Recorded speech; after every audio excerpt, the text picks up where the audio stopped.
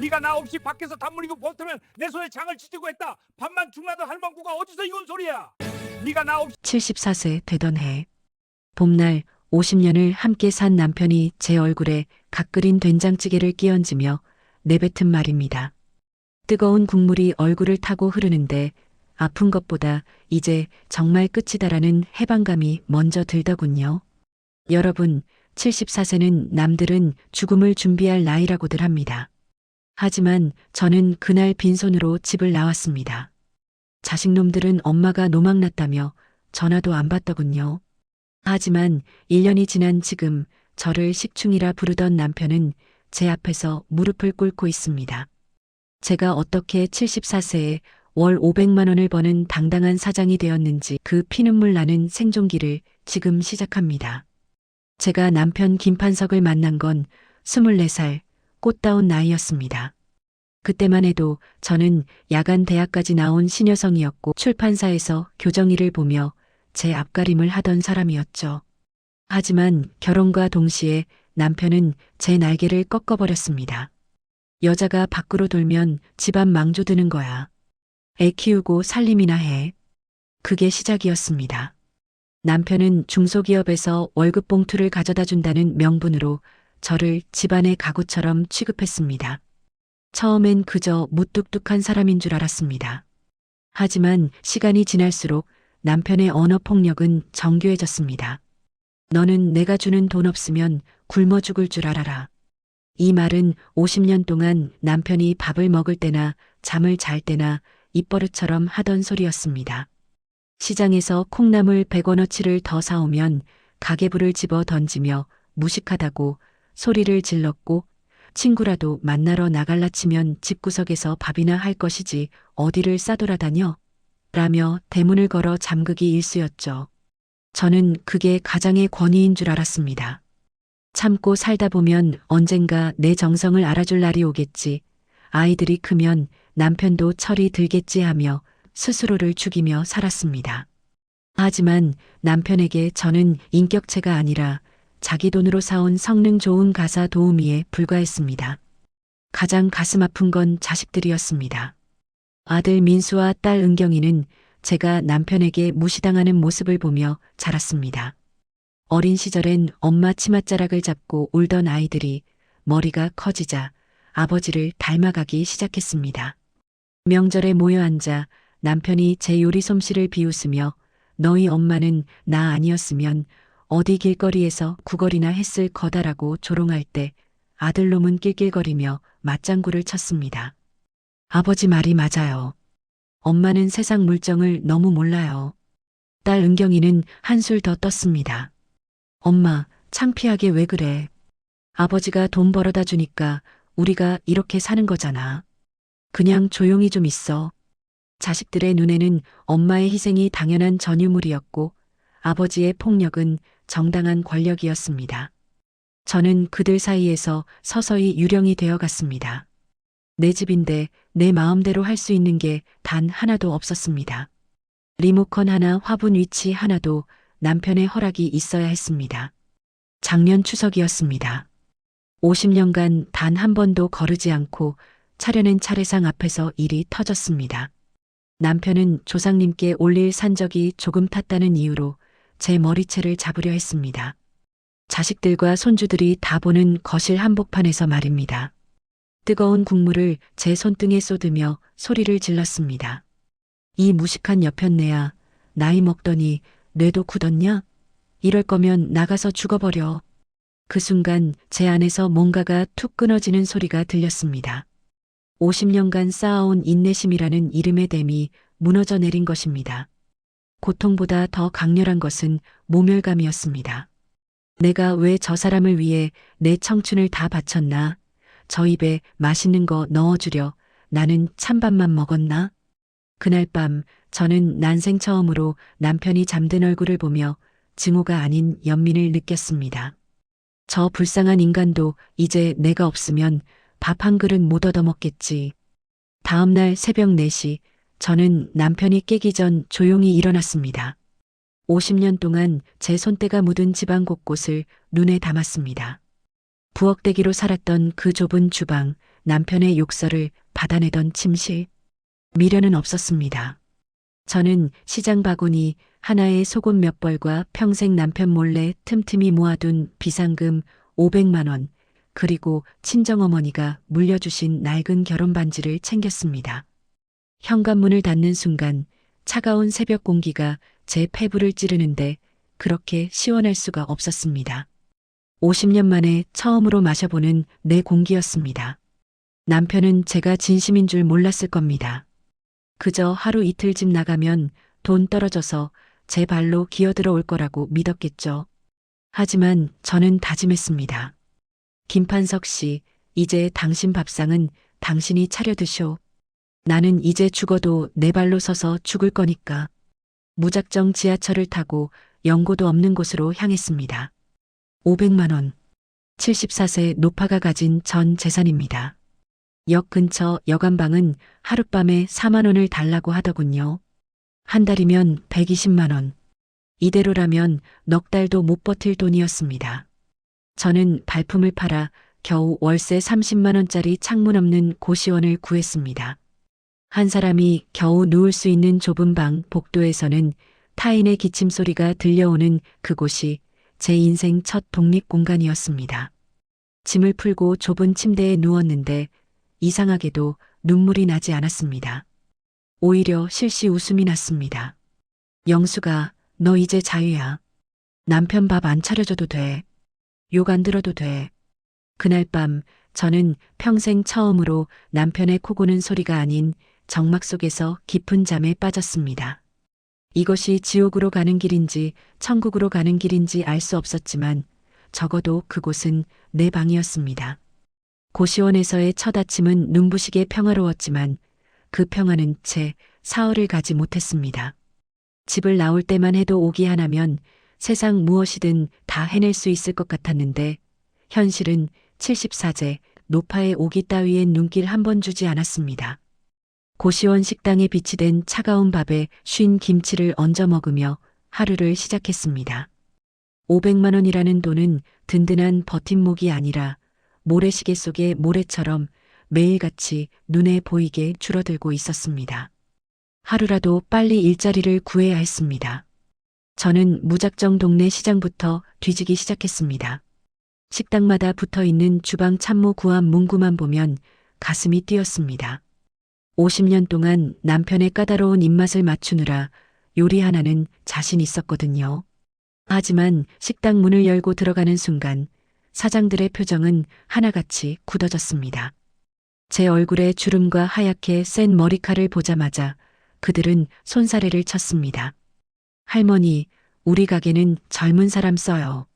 여기서 일하다가 허리라도 삐끗하면 우리가 독박 써요. 그냥 가세요. 어떤 곳은 면접도 보기 전에 문전박대를 했습니다. 마트 계산원은 바코드 찍는 게 빨라야 해서 안 된다고 하고 건물 청소는 계단을 오르내려야 해서 노인네는 무릎 상한다고 안 된다고 합디다. 74살이라는 나이가 이 사회에서는 일할 자격이 박탈된 나이라는 것을 그때 뼈저리게 느꼈습니다. 전업주부로 살았던 50년 세월은 경력이 아니라 그저 아무것도 할 줄 모르는 무능함의 증명서가 되어 있었습니다.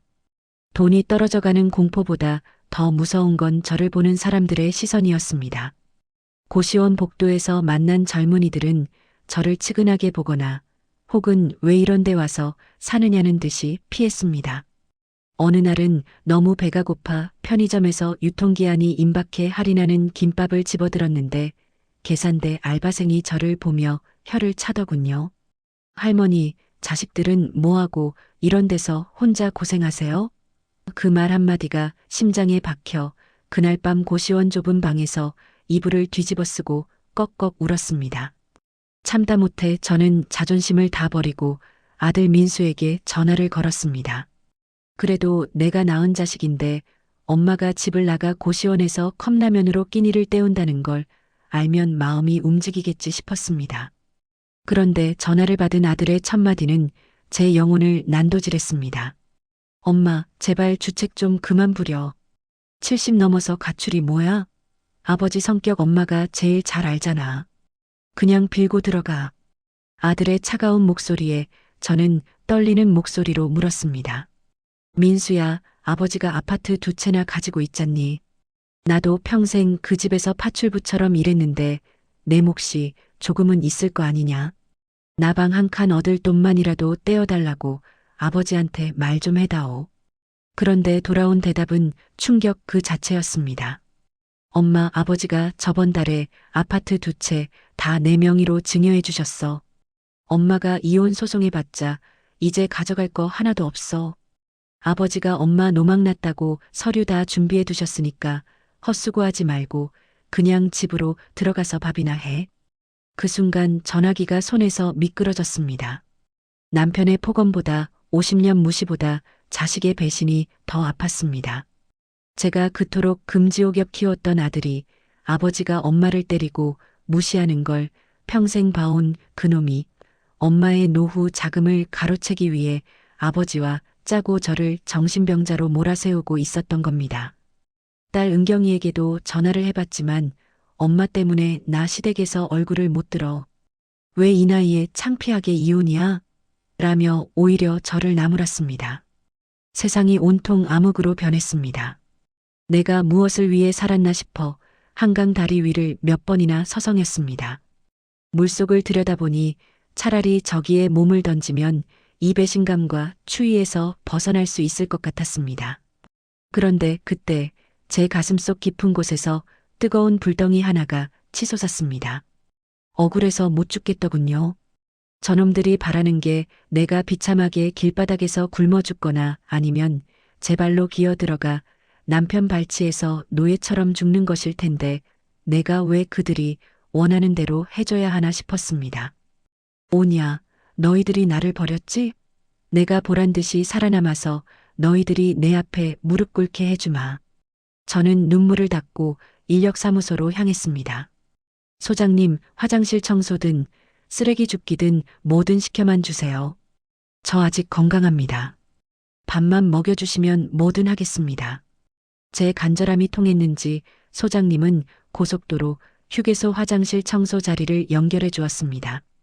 그렇게 제 나이 74에 첫 직장이 생겼습니다. 새벽 5시 첫 차를 타고 휴게소로 향하는 길은 멀고도 험했습니다. 수백 명의 사람이 드나드는 화장실을 닦고 변기에 묻은 오물을 씻어내며 하루를 보냈습니다. 허리는 끊어질 듯 아프고 고무장갑 속 손가락은 물이 차서 불어 터졌습니다. 하지만 화장실 거울 속에 비친 제 모습은 예전에 유령 같던 모습이 아니었습니다. 내 힘으로 돈을 벌어 내 입에 밥을 넣는 진짜 살아있는 인간의 모습이었습니다. 어느 날은 휴게소 주방에서 일하는 아주머니들이 자기들끼리 수군거리는 소리를 들었습니다. 저기 청소하는 할머니 대학까지 나왔다며? 인생 참 기구하네. 예전 같으면 수치심에 얼굴을 붉혔겠지만 저는 당당하게 빗자루를 들고 말했습니다. 인생 기구한 게 아니라 이제야 내 인생 시작하는 중이라 그래요. 저는 그 거울 속의 저를 보며 매일 아침 웃었습니다. 영수가, 너 오늘 참 멋지다. 잘하고 있어. 이것이 제 진짜 독립의 시작이었습니다. 벼랑 끝에서 제가 발견한 건 절망이 아니라 누구에게도 의지하지 않는 나 자신의 강인함이었습니다. 휴게소 화장실 청소 일을 시작한 지 석 달째가 되던 무렵이었습니다.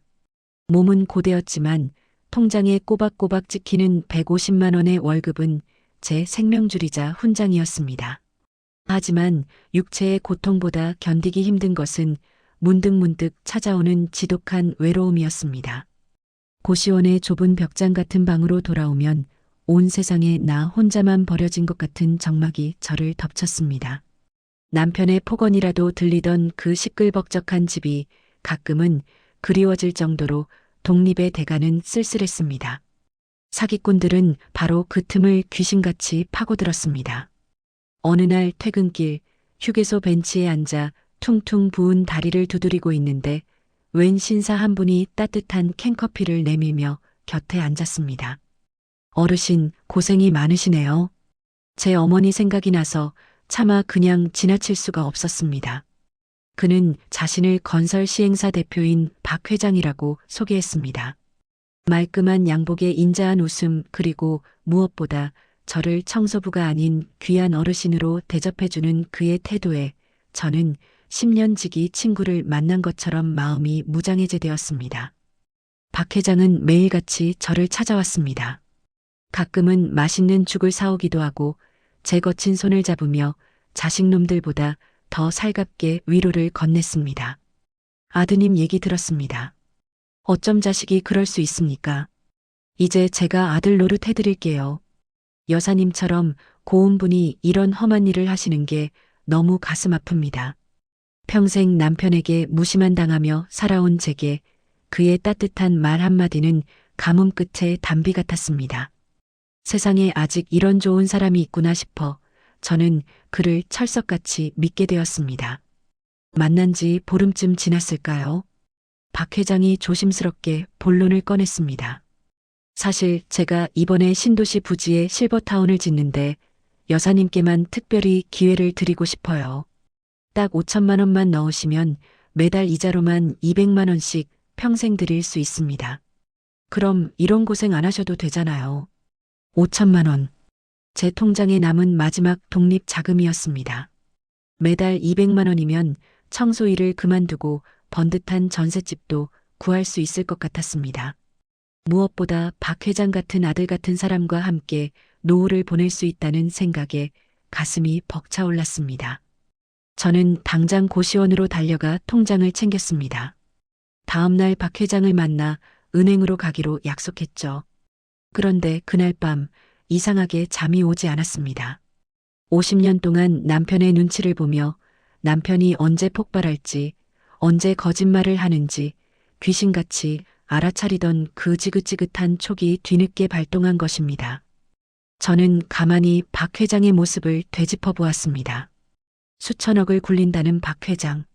그런데 그가 저번 점심 식사 때 계산을 머뭇거리던 모습, 그리고 결정적으로 제 눈에 들어왔던 그의 낡고 해진 구두 뒷굽이 떠올랐습니다.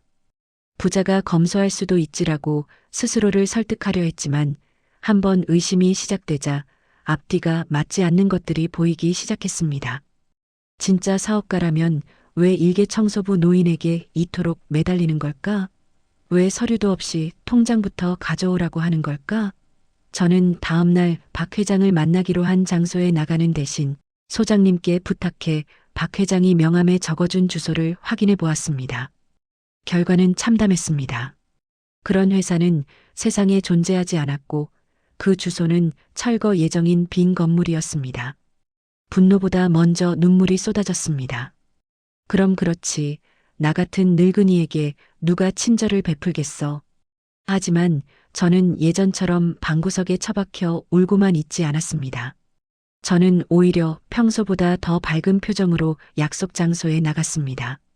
박 회장은 제 통장을 기대하며 입가에 비굴한 미소를 띠고 있더군요. 저는 가방에서 통장 대신 미리 준비한 두툼한 봉투를 꺼내 테이블 위에 올려두었습니다. 박 회장의 눈이 탐욕으로 번뜩였습니다. 회장님, 제 전 재산입니다. 그런데 넣기 전에 확인하고 싶은 게 있어요. 우리 아들이 변호사인데 이 계약서 검토 좀 해본다네요. 지금 이쪽으로 오고 있다니 같이 얼굴 좀 보시죠. 그 말이 떨어지기가 무섭게 박 회장의 얼굴이 흑빛으로 변했습니다. 아들이 명의를 가로챘다는 사실은 비밀로 한 채 잘나가는 변호사 아들이 있다고 거짓말을 보탠 것이었죠. 박 회장은 화장실에 다녀오겠다며 허둥지둥 자리를 떴고 그대로 다시는 나타나지 않았습니다. 봉투 안에는 돈 대신 휴게소 화장실에 굴러다니던 전단지 뭉치가 가득 들어 있었습니다. 멀어져가는 박 회장의 뒷모습을 보며 저는 크게 웃었습니다. 50년 동안 남편의 폭언 속에서 살아남기 위해 길러진 그 예민한 촉이 남편이 던진 재떨이를 피하며 익힌 그 동물적인 감각이 결국 제 전 재산을 지켜낸 것입니다. 고통스러웠던 과거가 저를 지켜주는 방패가 된 셈이었죠. 그날 저녁 저는 고시원 방에서 스스로에게 소주 한 잔을 따라주었습니다. 영수가, 너 오늘 진짜 대단했다. 사기꾼 놈 코를 납작하게 해줬구나. 돈을 잃지 않았다는 안도감보다 내가 누군가의 유혹에 흔들리지 않고 스스로를 지켜냈다는 승리감이 저를 짜릿하게 만들었습니다. 외로움이라는 미끼에 걸려들 뻔했지만 저는 더 이상 무력한 할머니가 아니었습니다. 벼랑 끝에서 배운 생존 본능은 그 어떤 젊은이보다 날카로웠습니다. 저는 이제 확신했습니다. 이 세상 그 누구도 나를 지켜주지 않지만 나 자신만큼은 끝까지 나를 배신하지 않는다는 사실을요. 이 연륜의 승리는 제 독립 인생의 가장 큰 전환점이 되었습니다. 사기꾼 박 회장을 통쾌하게 쫓아낸 뒤 저는 한동안 깊은 생각에 빠졌습니다. 전 재산이나 다름없는 5천만 원을 지켜냈다는 안도감도 컸지만 한편으로는 언제까지 고속도로, 휴게소, 화장실에서 빗자루를 들고 살 수는 없다는 위기감이 찾아왔습니다. 74의 나이는 매일 아침이 달랐습니다. 어제는 괜찮던 무릎이 오늘은 천근만근 무거웠고 화장실 바닥을 닦는 허리는 이제 비명을 지르고 있었습니다. 남의 밑에서 몸으로 하는 일은 오래 못 간다. 내가 가진 기술로 승부를 봐야 한다. 하지만 평생 살림만 한 늙은이에게 무슨 대단한 기술이 있겠나 싶어 한숨이 나왔습니다. 그러던 어느 날 휴게소 뒷마당 구석진 창고 옆에서 운명적인 물건을 발견했습니다. 누군가 쓰다 버린 녹이 슬어 불구죽죽해진 거대한 무쇠 솥단지 하나였습니다. 휴게소 식당이 리모델링을 하면서 버린 모양인데 그 초라하고 버림받은 솥단지를 보니 꼭 제 처지 같아 마음이 아릿했습니다. 남편과 자식에게 헌신하다 명예 뺏기고 쫓겨난 내 인생이나 평생 뜨거운 불길 견디며 국을 끓이다가 구석에 처박힌 저 솥이나 다를 게 없었죠. 저는 소장님께 간곡히 부탁해 그 솥단지를 고시원 옥상으로 가져왔습니다. 고시원 원장에게는 옥상을 깨끗이 청소해주는 조건으로 작은 구석 자리를 허락받았습니다. 저는 시장에서 거친 수세미와 식용유를 사와서 며칠 밤낮을 그 솥을 닦아냈습니다.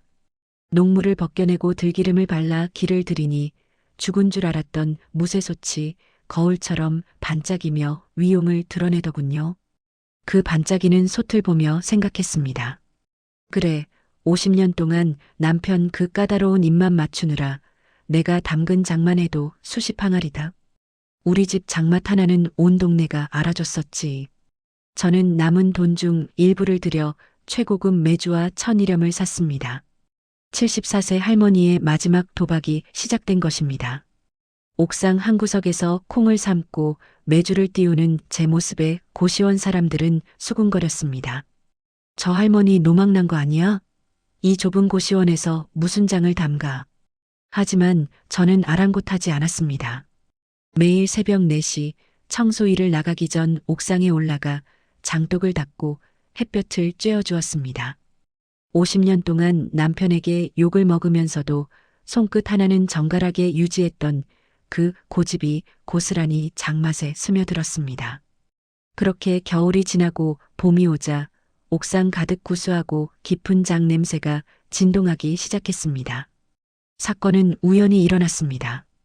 고시원에 사는 젊은 취업준비생 하나가 매일 컵라면만 먹는 게 안쓰러워 제가 직접 담근 된장으로 끓인 찌개와 밑반찬 몇 가지를 내주었습니다. 그런데 그 청년이 찌개 한 입을 먹더니 갑자기 엉엉 우는 게 아니겠습니까? 할머니, 이거 우리 돌아가신 할머니가 해주던 맛이랑 똑같아요. 세상에 이런 맛이 어디 있어요. 그 청년은 제 허락도 없이 그 밥상 사진을 찍어 젊은 사람들이 많이 아는 인터넷 커뮤니티에 올렸습니다. 제목은 74세 고시원 할머니의 미친 손맛이었습니다. 처음엔 별일 아니라고 생각했습니다. 그런데 며칠 뒤부터 제 휴대폰이 불이 나기 시작했습니다. 그 된장 좀 팔면 안 되나요? 반찬 배달은 안 하시나요? 주문이 하나둘 들어오기 시작하더니 나중에는 감당할 수 없을 정도가 되었습니다. 저는 청소 일을 과감히 그만두고 고시원 근처 재래시장의 작은 지하 창고를 빌렸습니다. 낡은 솥단지를 그곳으로 옮기고 본격적으로 박영숙의 반찬이라는 간판을 달았습니다. 저는 조미료를 절대 쓰지 않았습니다.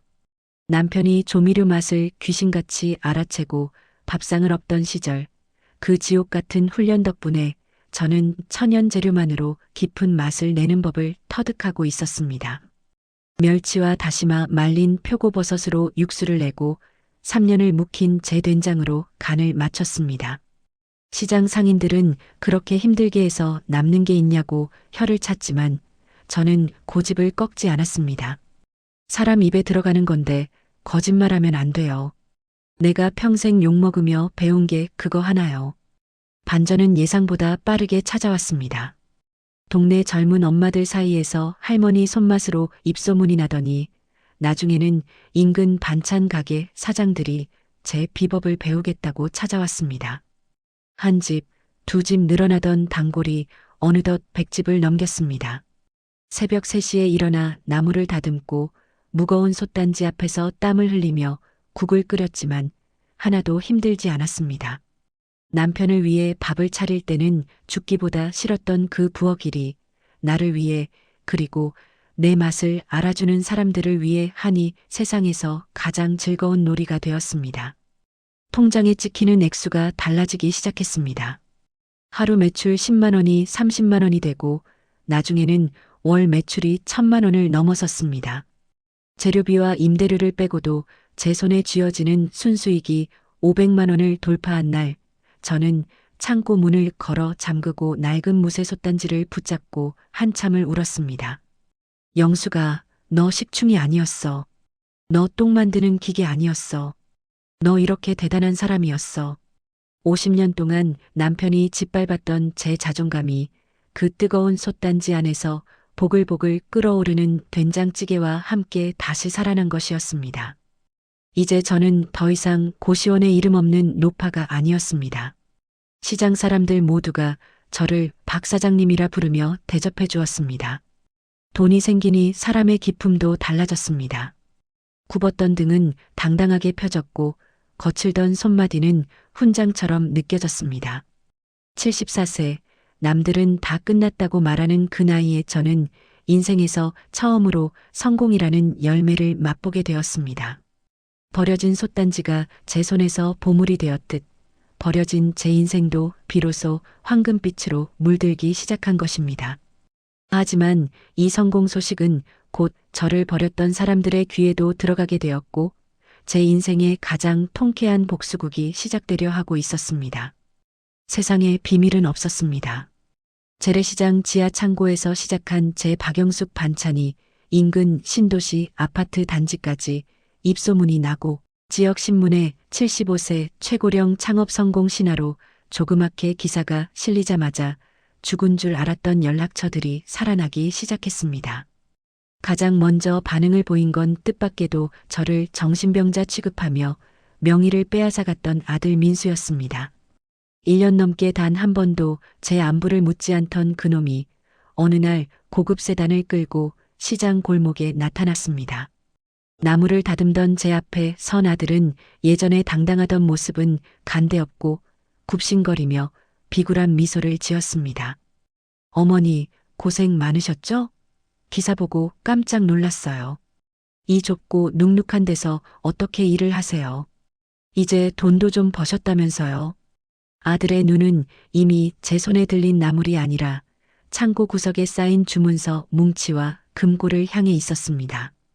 1년 전 고시원에서 울며 전화했을 때 주책 부리지 말고 빌고 들어오라던 그 차가운 목소리는 온데간데 없었습니다. 뒤이어 딸 은경이도 찾아왔습니다. 손자들을 앞세워 제 창고로 들어오더니 엄마 애들이 할머니 보고 싶다고 난리였어. 이제 화 풀고 우리 집으로 가자. 내가 엄마 방 예쁘게 꾸며놨어라며 제 팔을 붙잡았습니다. 예전 같았으면 그 가식적인 연극에도 감동해 그래. 내 새끼들인데 하며 따라 나섰을 겁니다. 하지만 50년의 고통과 1년의 처절한 독립생활은 저를 완전히 다른 사람으로 만들어 놓았습니다. 저는 그들의 손을 조용히 하지만 단호하게 뿌리쳤습니다. 민수야, 은경아. 너희들 내가 돈 벌었다는 소문 듣고 왔구나? 참 빠르기도 하다. 제 서늘한 말투에 아들은 당황한 듯 말을 더듬었습니다. 엄마, 무슨 말씀을 그렇게 하세요? 아버지가 요즘 노망이 나셔서 재산을 다 날리게 생겼어요. 그 아파트 2채, 사실 아버지가 사채업자한테 담보로 잡혔던 거래요. 제가 명예 돌려놓은 건 사실 엄마랑 우리 가족 지키려고 그랬던 거예요. 아들의 입에 침도 안 바른 거짓말이 이어졌습니다. 알고 보니 아들은 아버지와 짜고 명의를 돌려받았지만 무리하게 주식 투자를 하다가 그 집들을 다 날려먹을 위기에 처해 있었던 겁니다. 그래서 이제 돈줄이 된 저를 찾아와 효도라는 가면을 쓰고 다시 제 등골을 빼먹으려 드는 것이었죠. 저는 의자에 앉아 천천히 차 한 잔을 마시며 그들을 응시했습니다. 내가 고시원 쪽방에서 컵라면 먹으며 밤새 올 때 너희들 뭐 했니? 내가 식당에서 나이 많다고 쫓겨나서 화장실 변기 닦을 때 너희들 내 전화 한 통이라도 받아줬니? 제 질문에 자식들은 고개를 숙였습니다. 하지만 반성은 없었습니다. 딸 은경이는 오히려 짜증을 내더군요. 엄마, 과거 일은 잊어. 지금 잘 됐으면 됐잖아. 우리 대출금 좀 갚아주고 손주들 학원비 좀 보태주면 엄마도 마음 편하잖아. 그게 부모 돌이 아니야. 부모의 돌이. 그 말이 제 가슴에 불을 질렀습니다. 평생을 남편과 자식이라는 밑빠진 독에 제 인생을 들이부었는데 이제 와서 또 도리를 찾다니요. 저는 벌떡 일어나 창고 문을 활짝 열었습니다. 너희들에게 줄 돈은 단 1원도 없다. 내 도리는 너희들 장성해서 결혼시킬 때 이미 끝났어. 지금 이 돈은 내가 변기 닦고 장담 가서 내 목숨값으로 번 돈이야. 감히 어디다 대고 손을 내밀어. 제 섯을 펄은 호통에 아들은 본색을 드러냈습니다. 엄마, 진짜 이럴 거야? 노인네가 돈 쌓아두고 죽으면 뭐 할 건데? 어차피 우리 줄 거 아니었어? 아들의 폭언에 저는 차갑게 웃었습니다. 아니, 나는 이 돈으로 나 같은 노인네들 일자리 만들어주고 갈 곳 없는 할머니들 따뜻한 밥 해먹이는 쉼터 지을 거다. 너희들한테는 내 손톱 밑에 낀 때만큼도 줄 생각이 없으니 당장 나가.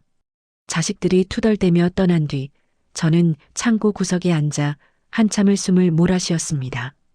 가슴이 미어지는 것 같았지만 동시에 이보다 더 시원할 수 없었습니다.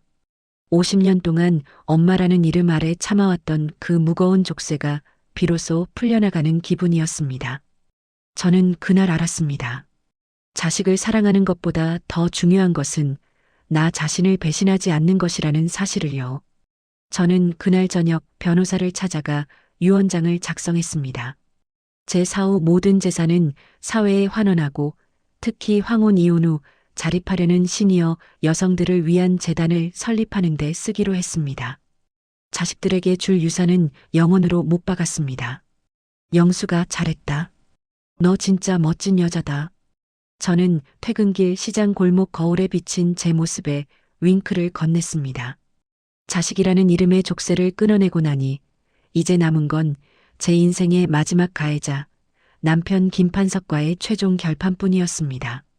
자식들이 폭풍처럼 휩쓸고 지나간 지 며칠 지나지 않아 제 인생의 가장 큰 거대악이었던 남편 김판석이 제 가게 앞에 나타났습니다. 50년을 사자처럼 포효하며 저를 짓밟았던 그 남자의 모습은 온데간데 없었습니다. 목이 늘어난 낡은 티셔츠의 때가 꼬재재한 바지, 그리고 무엇보다 저를 당황하게 만든 것은 그의 눈빛이었습니다. 한때는 저를 뚫어질 듯 노려보던 그 서슬 퍼런 눈이 이제는 초점 없이 흔들리며 바닥만을 향하고 있었죠. 아들에게 아파트 2채를 통째로 넘겨주고 며느리 눈치에 쫓겨나 기거할 곳조차 없어진 노병의 비참한 몰락이었습니다. 가게 문을 열고 들어오는 그의 손에는 검은 비닐봉지가 들려 있었습니다. 그 안에는 제가 좋아하지도 않는 시장통 꽈배기 몇 개가 들어있더군요. 평생 제가 뭘 좋아하는지 뭘 싫어하는지 관심조차 없던 사람이 던진 뒤늦은 화해의 몸짓이었습니다. 임자, 장사가 아주 잘 된다며? 기사 봤어. 대단하네, 박영숙이. 남편의 목소리는 갈라져 있었습니다. 예전처럼 호통을 치려 해도 기운이 없는지 연신 헛기침을 해댔습니다. 저는 나무를 묻히던 손을 멈추지 않은 채 차갑게 대꾸했습니다. 누구신데 남의 가게에 들어와서 아는 척입니까? 꽈배기 사러 오셨으면 계산하고 나가시고 구경 오셨으면 영업 방해니까 가시죠. 제 냉담한 반응에 남편은 주춤하더니 가게 구석 의자에 털썩 주저앉았습니다. 여보, 내가 죽을 죄를 졌어. 아들놈한테 다 맡기면 우리 둘 노후 책임지겠다고 해서 도장 찍어준 건데 그놈이 나를 요양원에 넣으려고 해. 며느리는 나만 보면 밥맛 떨어진다고 대놓고 구박하고 나갈 데가 없어. 우리 다시 시작하자. 내가 집안일 다 할게. 응? 50년 동안 너는 내가 주는 돈 없으면 굶어 죽을 식충이라고 저를 비하하던 입에서 나온 말이라고는 믿기지 않았습니다. 저는 남편 앞에 제가 정성껏 끓인 된장찌개와 갓 지은 밥 한 그릇을 차려 내놓았습니다. 남편은 허겁지겁 밥을 입에 밀어 넣었습니다. 며칠을 굶었는지 아니면 평생 남이 차려준 밥만 먹다가 혼자 챙겨 먹는 법을 몰라 골았는지 알 수 없었지만 그 모습이 참으로 가련하고도 징글징글했습니다. 남편이 밥그릇을 비울 때까지 저는 한마디도 하지 않았습니다. 그가 숟가락을 놓자 저는 품 안에서 서류 봉투 하나를 꺼냈습니다.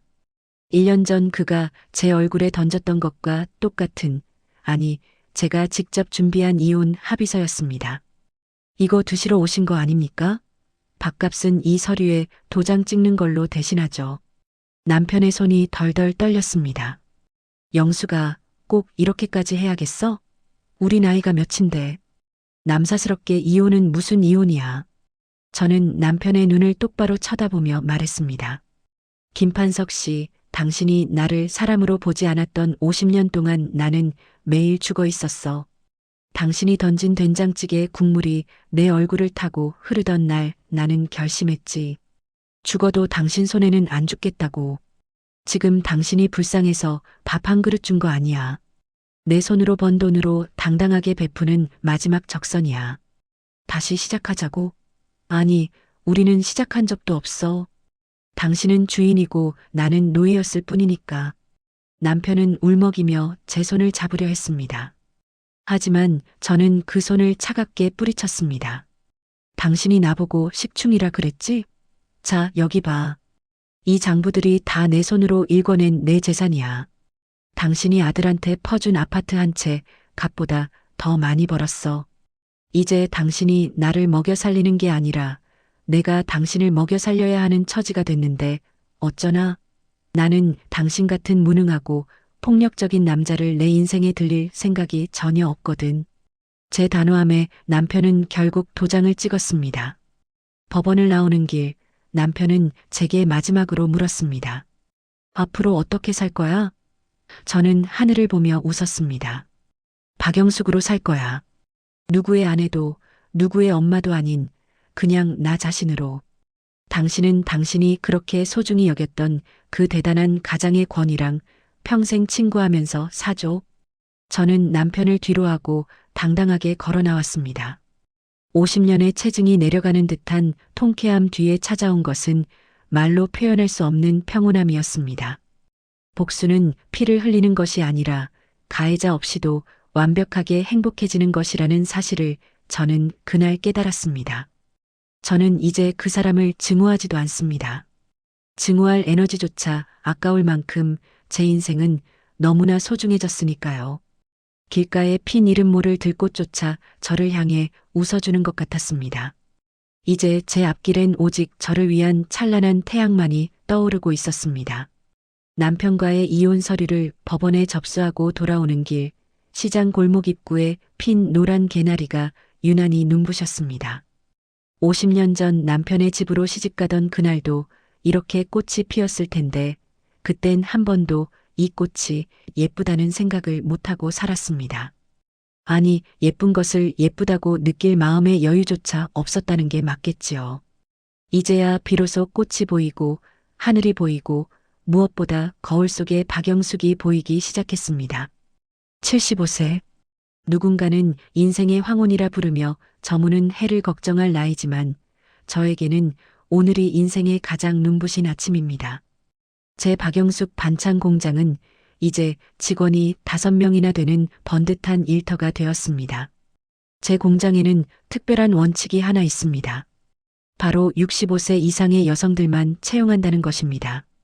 저처럼 황혼의 홀로 서기를 준비하거나 평생 가족 뒷바라지만 하다가 자신의 이름표를 잃어버린 동년배 동생들입니다. 우리는 함께 나무를 다듬고 장을 끓이며 서로의 상처를 보듬습니다. 어느 날은 새로 들어온 정씨 동생이 나무를 다듬다 말고 갑자기 눈물을 뚝뚝 흘리더군요. 평생 남편에게 너는 돈 벌 줄도 모르는 주제에 반찬값만 많이 쓴다는 소리를 듣고 살았는데 오늘 생전 처음 제 손으로 번 월급을 받아 손주 녀석 운동화를 사줬다는 겁니다. 그 말을 듣는데 제 가슴이 뭉클해졌습니다. 언니, 나 이제야 사람 사는 것 같아. 내 돈으로 내 새끼 선물 사주는 게 이렇게 가슴 벅찬 일인 줄 몰랐어. 그 동생의 주름진 손을 잡으며 저는 확신했습니다. 이 공장은 단순히 반찬을 만드는 곳이 아니라 누군가의 잃어버린 자존감을 되찾아주는 공장이라는 사실을요. 저는 이제 시장 지하 창고에서 나와 햇볕이 잘 드는 깨끗한 건물을 얻어 시니어 자립쉼터를 세웠습니다.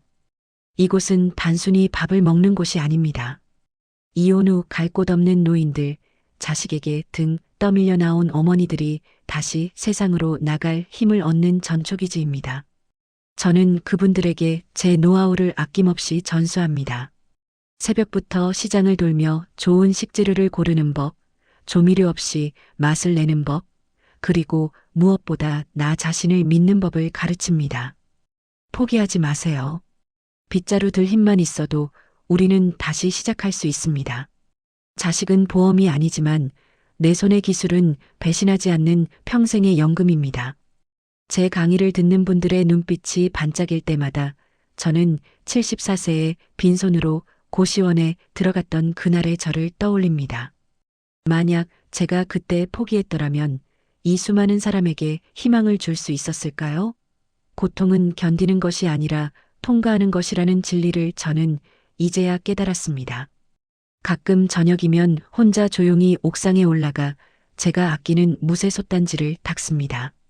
저를 일으켜 세워준 저 낡은 솥단지가 마치 제 인생의 훈장 같습니다. 이제 자식들에게선 연락이 오지 않습니다. 제가 유언장에 단 한 푼의 유산도 남기지 않겠다고 공표한 뒤로 그들은 완전히 등을 돌렸죠. 명절이 되어도 찾아오지 않고 제 생일조차 모른 척합니다. 슬프냐고요? 아니요, 오히려 홀가분합니다. 기대가 없으니 실망도 없고 내 돈으로 내 노후를 완벽하게 책임질 수 있다는 자신감이 저를 지탱해 줍니다. 아들이 명의를 가로챘던 그 아파트들, 이제는 아예 생각조차 나지 않습니다. 비좁은 아파트 한 칸에 갇혀 남편의 폭언을 들으며 살던 때보다 지금 이 낡은 건물 옥상에서 바라보는 저녁 노을이 100배는 더 찬란합니다. 사람들은 말합니다. 나이 들어 돈이 최고라고요. 맞습니다. 돈 중요합니다. 하지만 돈보다 더 중요한 건 내가 나를 책임질 수 있다는 마음입니다.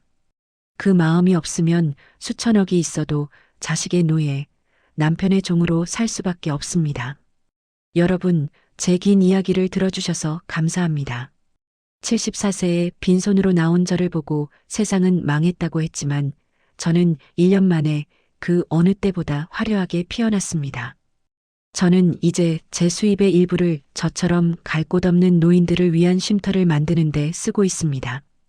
혼자 밥 먹기 외로운 사람들, 자식에게 등 떠밀려 나온 사람들이 모여 함께 따뜻한 국 한 그릇 나눌 수 있는 곳이죠.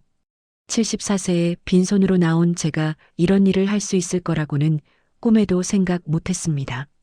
나이 들면 낡아가는 것이 아니라 익어가는 것입니다. 만약 제가 그날 남편의 폭언에 주저앉아 눈물만 흘렸다면 지금쯤 저는 어느 요양원 구석에서 죽음만을 기다리고 있었을 겁니다. 하지만 저는 제 발로 걸어 나왔고 제 손으로 밥을 벌었으며 제 머리로 인생을 설계했습니다. 이제 제 이름 석자 앞에는 누구의 아내, 누구의 엄마가 아닌 박영숙 대표라는 이름표가 붙어 있습니다. 부디 제 이야기가 여러분의 가슴속에 잠들어 있던 용기를 깨우는 작은 불씨가 되었으면 좋겠습니다. 가난해도 당당하게, 외로워도 나답게. 우리 함께 남은 인생 멋지게 살아봅시다. 남편이 무시합니까? 자식이 외면합니까? 텅 빈 통장이 두렵습니까? 괜찮습니다. 거울을 보세요. 그 안에는 50년, 60년의 풍파를 견뎌온 가장 강하고 위대한 당신이 있습니다. 그 연륜은 세상 그 어떤 대학 졸업장보다 값진 무기입니다. 이제 저는 매일 새벽 눈을 뜨는 게 설레고 내가 만든 음식을 맛있게 먹어주는 사람들이 있어 행복합니다. 제 이름 박영숙, 이제야 진짜 제 이름으로 살고 있습니다. 여러분도 할 수 있습니다. 늦었다고 생각하는 그 순간이 여러분의 남은 인생에서 가장 젊은 날임을 잊지 마세요. 지금 바로 시작하세요. 당신의 봄날은 이제 막 시작되었습니다. 오늘 박영숙 할머니의 당당한 홀로서기 이야기 끝까지 시청해 주셔서 감사합니다. 70세가 넘어서도 내 인생의 주인공이 될 수 있다는 사실에 가슴이 뜨거워지지는 않으셨는지요. 지금 이 영상을 보시는 여러분의 마음속에도 박영숙 같은 용기가 숨어 있을 거라 믿습니다. 인생의 황혼에서 벼랑 끝에 서본 경험이 있으신가요? 혹은 주변에 자식이나 남편 때문에 고통받고 있는 분이 계신가요? 여러분의 소중한 경험과 다짐을 댓글로 남겨주세요. 나도 이제 내 이름으로 살겠다는 짧은 한마디도 좋습니다. 여러분의 댓글 한 줄이 지금 절망에 빠진 누군가에게는 다시 살아갈 희망의 빛이 될 수 있습니다. 여러분의 당당한 노후를 제가 항상 응원하겠습니다. 오늘 이야기가 도움이 되셨다면 구독과 좋아요로 할머니의 새로운 시작을 축하해 주세요. 여러분의 클릭 한 번이 저처럼 다시 일어서려는 시니어들에게 큰 힘이 됩니다. 건강하시고 무엇보다 오늘 가장 행복한 하루 되시길 바랍니다. 시청해 주셔서 감사합니다.